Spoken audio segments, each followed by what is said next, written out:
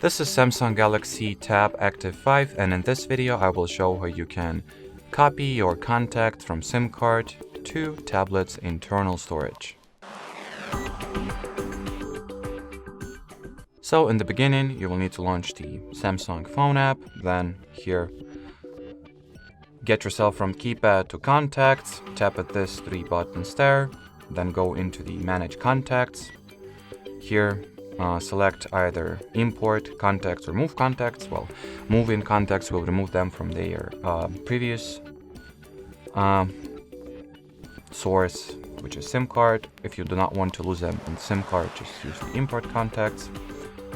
Here select where to import your contacts from SIM to, well, select what contacts you would like to import, and to tablet.